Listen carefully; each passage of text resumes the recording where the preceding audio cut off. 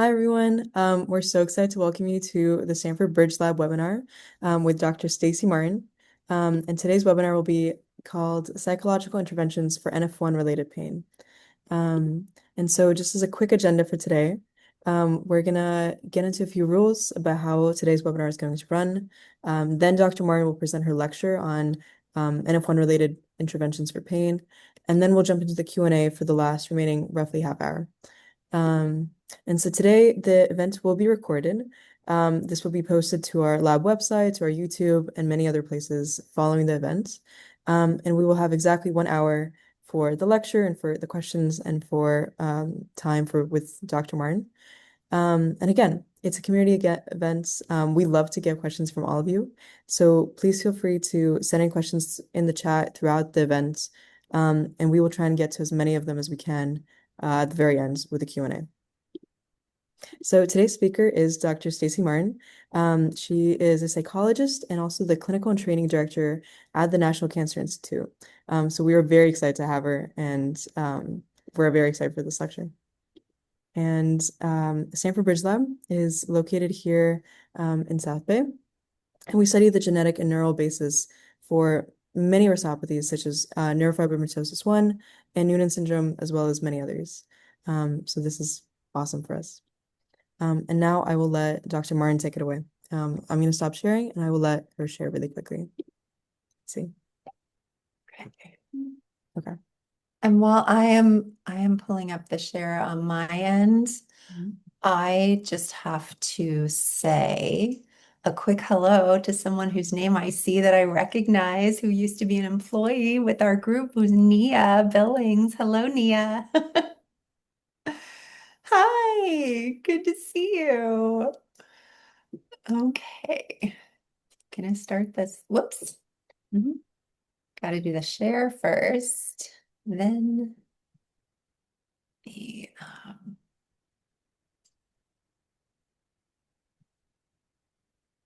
okay. Do you all have the good, is that the right view? Yeah, we see it. Okay.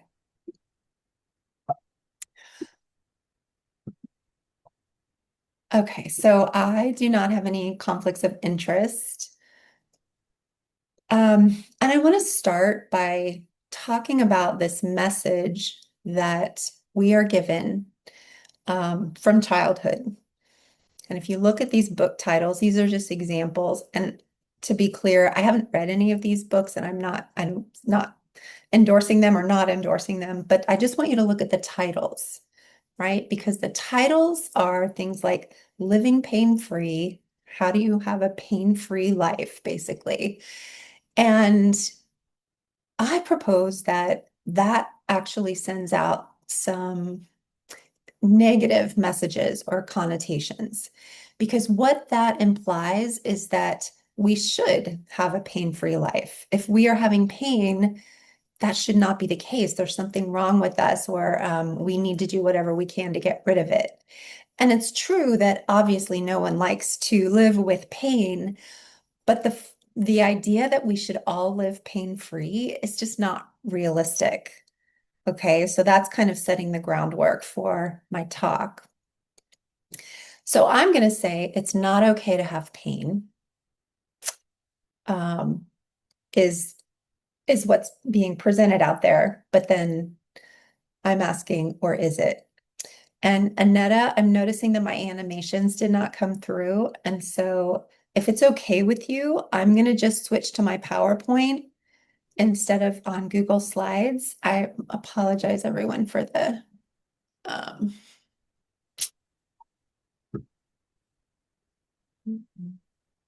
so In the meantime, if everyone wants to take a minute to introduce themselves in the chat, we can do that while Dr. Martin loads up the slides and just see where everyone's from for the call.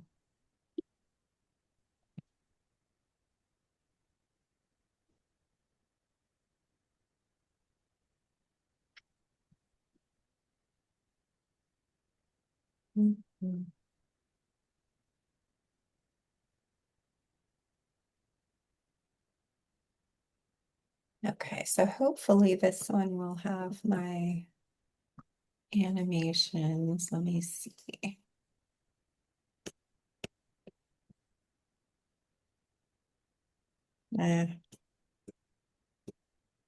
Okay, it has some of my animations, so I'm going to go with this one.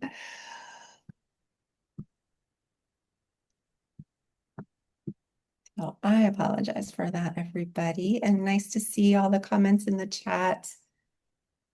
Mhm.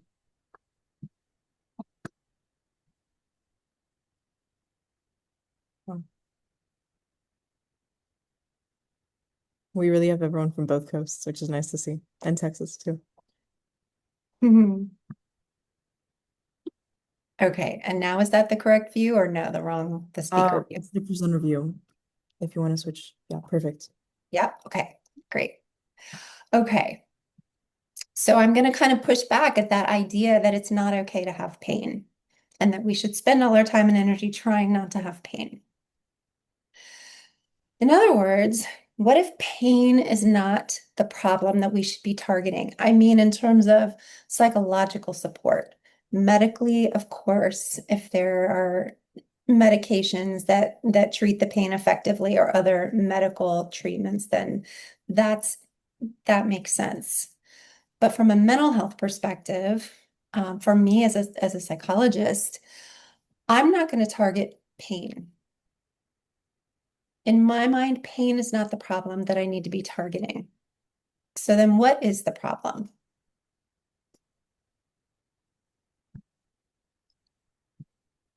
The struggle with pain is the problem, right? We spend a lot of time and energy into trying to get rid of our pain, trying to control our pain, trying to ignore it or distract ourselves from it.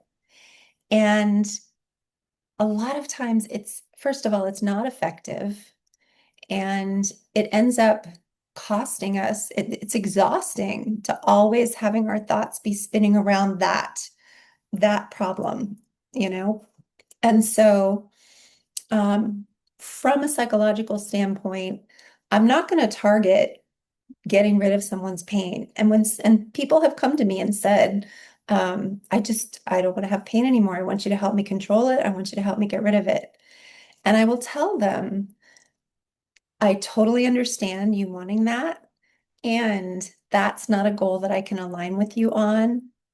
What I can do, so I can't help you control the pain, but I can help you get to the point where the pain doesn't control you, right? I have the goal of getting your life to be as good as it can be while you have pain.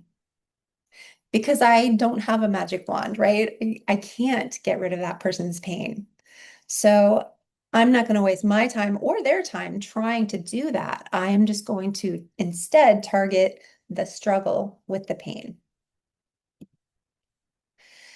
And we develop rules about our pain. And sometimes in children, those rules are just kind of developed on their own. Sometimes they're messages that they get um, from medical teams, from parents and families, from books talking about how we don't want pain, right? We shouldn't have pain in our life.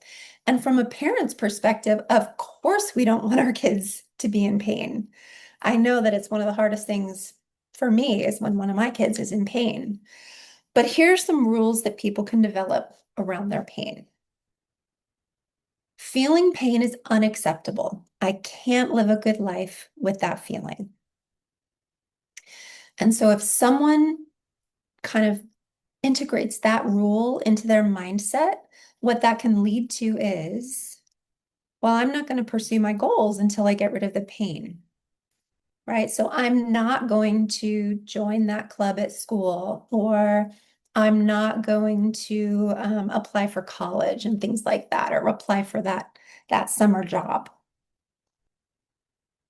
So another rule that's common is exercising while in pain is not an option. And what that can lead to, of course, is, well, I'm not going to exercise until I can control my pain. So there's a sedentary lifestyle, people aren't being active, and that can end up leading to more health problems. And next, I can't work if I'm in pain. And this can be, I can't go to school if I'm in pain. I can't do schoolwork if I'm in pain. And what that can lead to is, well, I'm just going to stay at home and rest as much as I can every day. I'm going to skip school when I'm in pain. And then they're missing out on all of these opportunities. So I'm going to be talking about a psychological approach that targets this thing called psychological flexibility. And that's defined as the ability to purposefully persist in or adapt our behavior while remaining accepting of internal or external experiences in order to pursue chosen values. In other words, I want my kids to be able to be flexible and adapt when they're in pain so that they can still do the things that matter to them, right? Their values, what's meaningful to them. And psychological flexibility is something that is the target in the ACT model of psychological flexibility, ACT being acceptance and commitment therapy. And we do say ACT instead of ACT because we emphasize that this is a very active model. So the ACT model of psychological flexibility is laid out a little bit more in a little bit more complicated of a way, but this is kind of the simplified version, and I actually like this version a lot. So this is what I'm going to share today. It boils down to three main things, which are open up, oops, be present, and do what matters. And I'm going to go through each of those. So let's talk about opening up. What does that mean? Slide is not, there we go. I'm going to pose a question to you all. Thoughts, feelings, or behavior? Which of these can we control? And I'm actually going to ask people to put in the chat. What do you think? What's the easiest one to control there? Thoughts, feelings, or behaviors?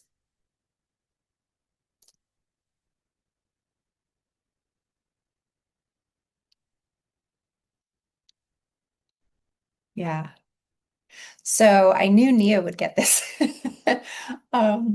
Yeah, you know what? It's tricky because people tend to think that they can control their thoughts and their feelings, but actually we have the most control over our behavior. And I'm going to go through kind of why that is. Okay. In terms of controlling thought, if someone tells me, well, I can control my thoughts, no problem, I might suggest that they try not to think about a pink bunny for the next 30 seconds and see if they can keep that thought of a pink bunny out of their mind. And it's really hard to do, right?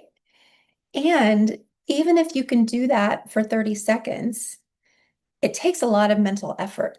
Because usually, if I say to someone, well, what did you think about instead? How did you not think about a pink bunny? They'll say, well, I was thinking really hard about what I'm going to have for dinner tonight. And that takes energy, right? Oh, can't think about that. So I'm going to think really hard about this other thing.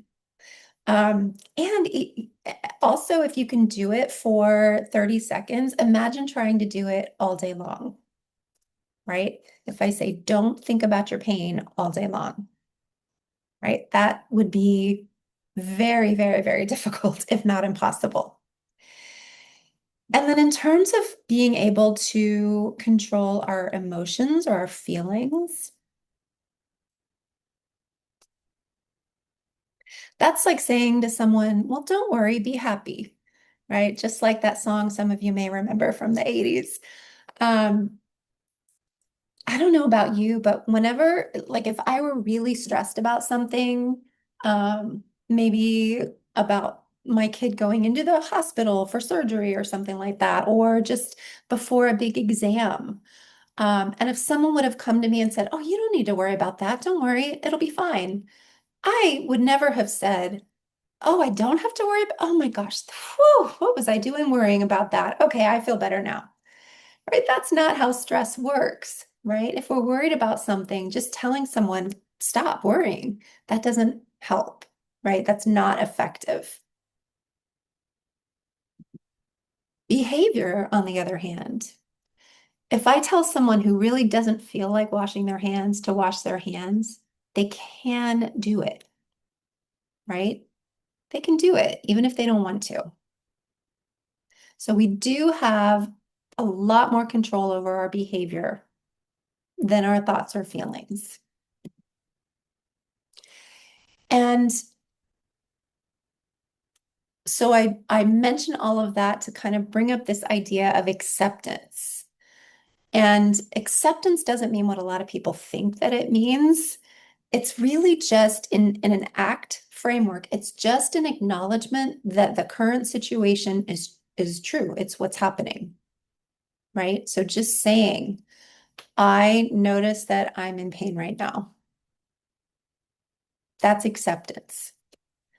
On the other hand, saying something like, oh God, I noticed the pain and I really hate it. And oh man, this is bad. When is it going to end? Which is what we tend to do as humans, right? That's a normal reaction, but that's not accepting.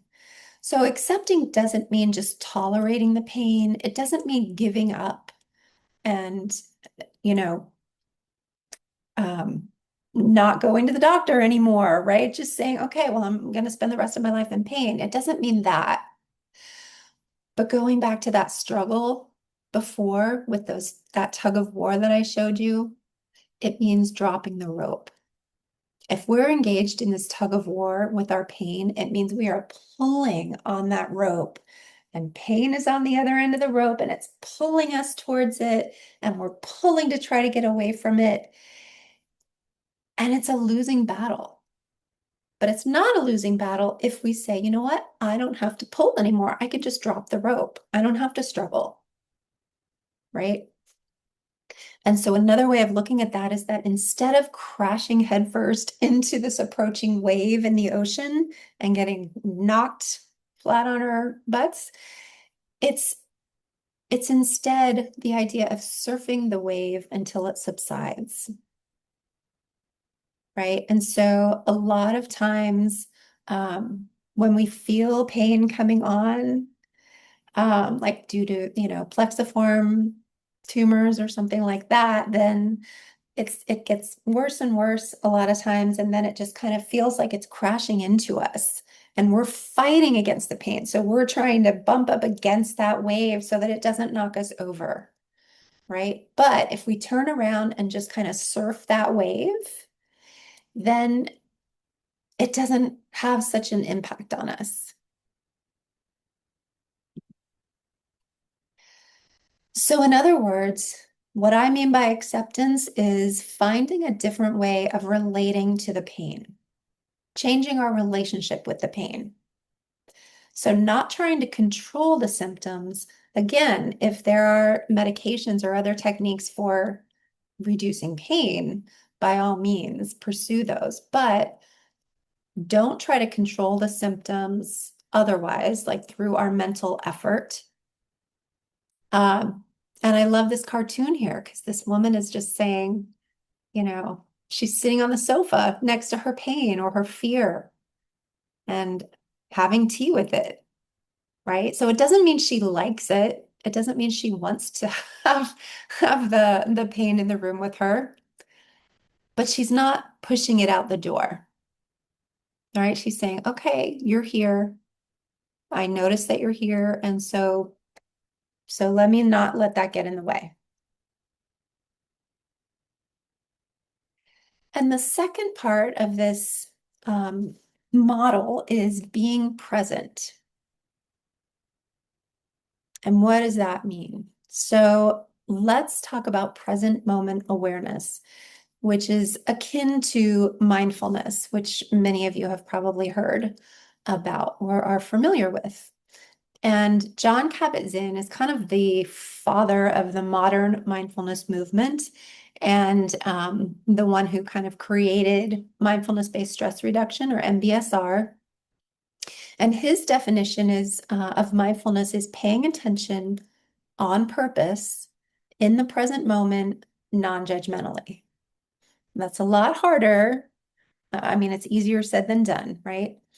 But we can start teaching our children to practice their mindfulness skills, develop those mindfulness skills, strengthen their mindfulness muscle. And there's different ways of doing this. So one way is through mindful breathing. And many of you are familiar with that probably. And there's a million different apps or YouTube videos, if you're not, that you can go on and practice. There are specific ones designed for kids. If you go and look up mindful breathing for kids or apps for mindful breathing for kids, you'll find a lot of cute ones, a lot of really cool ones for kids of different ages. I put HRV under that. That's heart rate variability.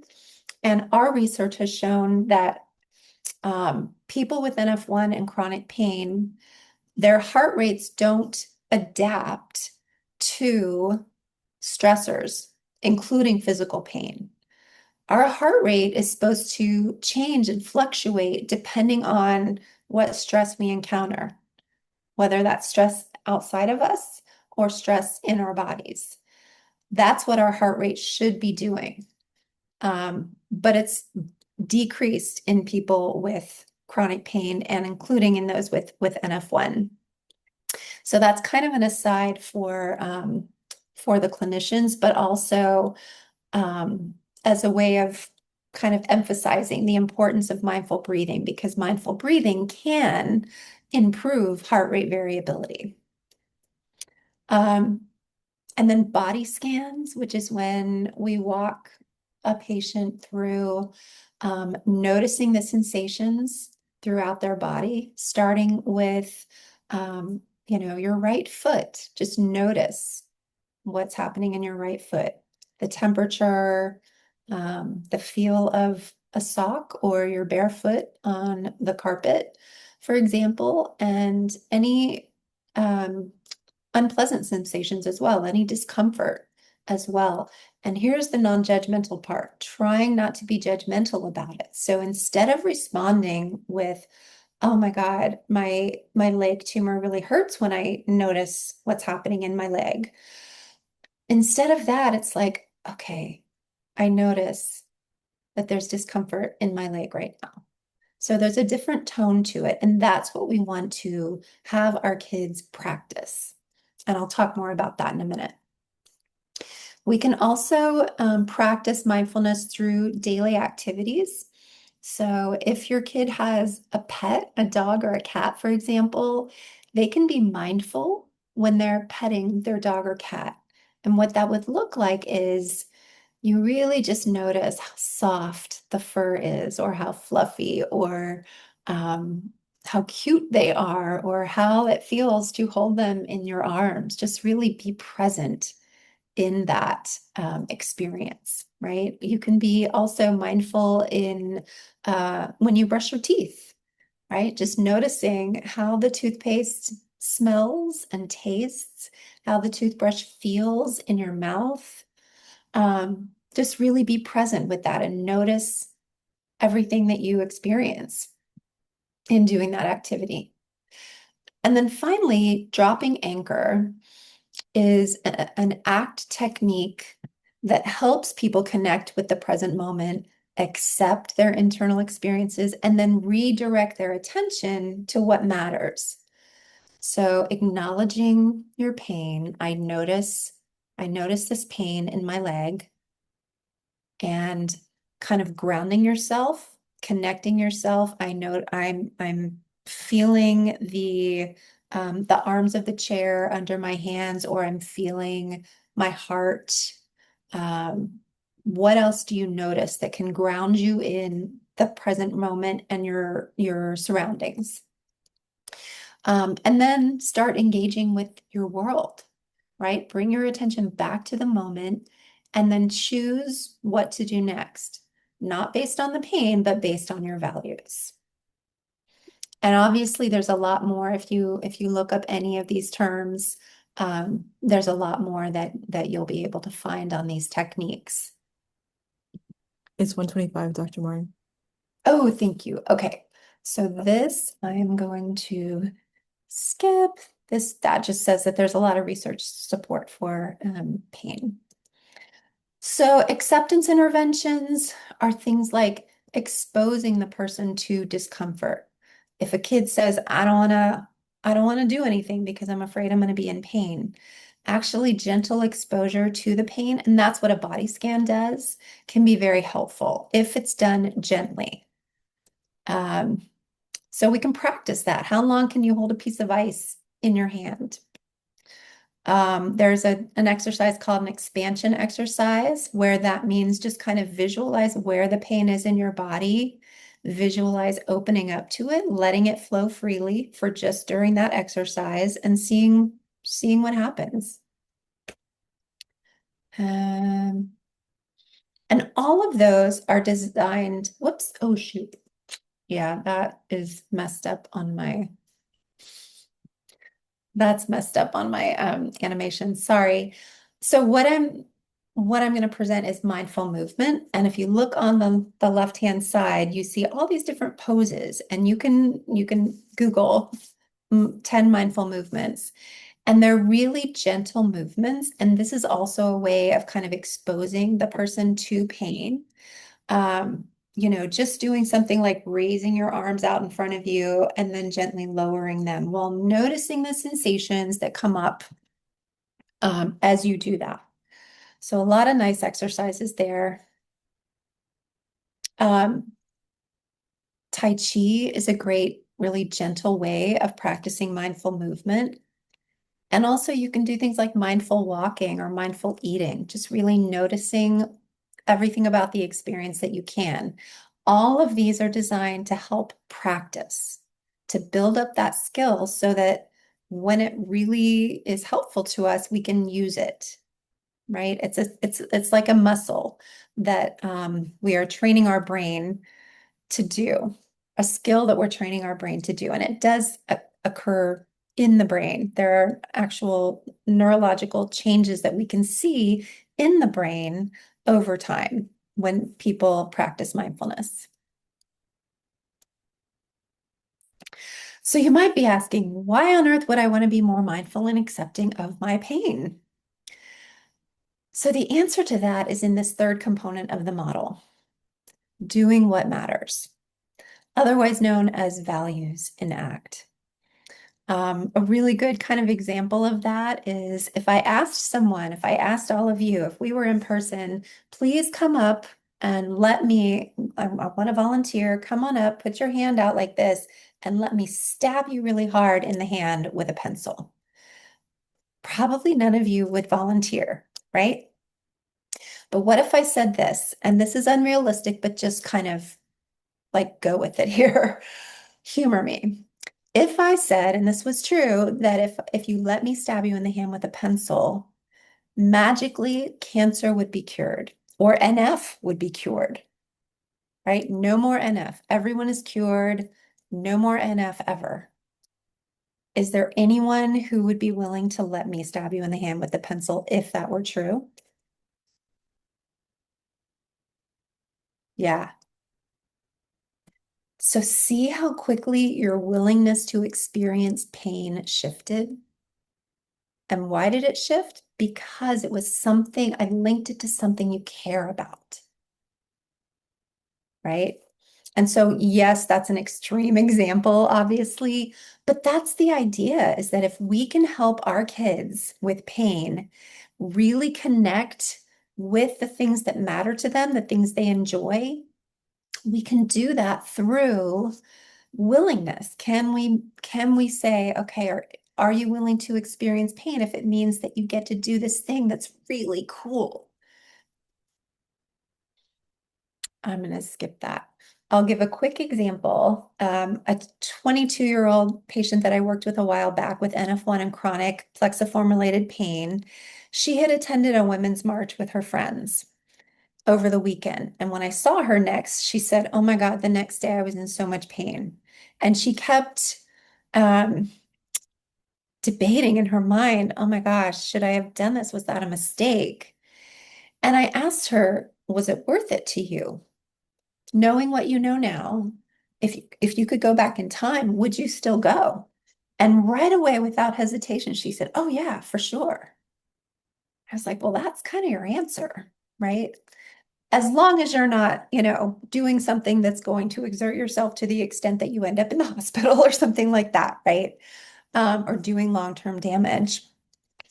If it's worth it to you, and for her it was, right? Because that march was something she really, really cared about. And so in that case, she was willing to experience more pain because it was something that mattered.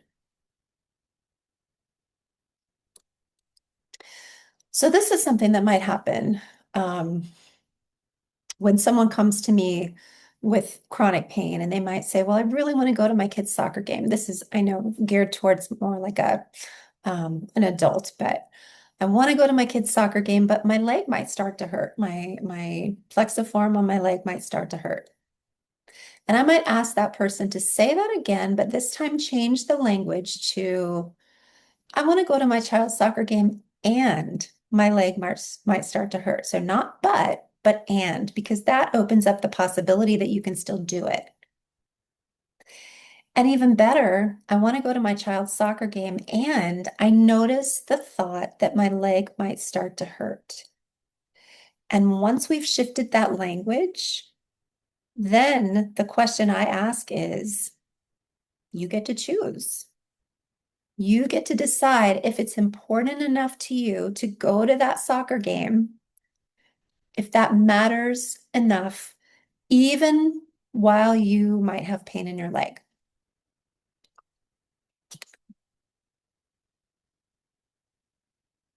So I only have a few more slides. I'm getting close to the end here, so I think the timing is fine. I'm going to tell you guys a very quick primer, little lesson on how to speak ACT. If your child says to you, "Oh my God, it hurts really bad," here are things that you can say that are not in line with ACT. Just don't think about the pain. Just distract yourself. Or, "Come on, cheer up. It could be worse." Or, "Just stop complaining. There's nothing we can do about it." Those are all understandable responses, by the way.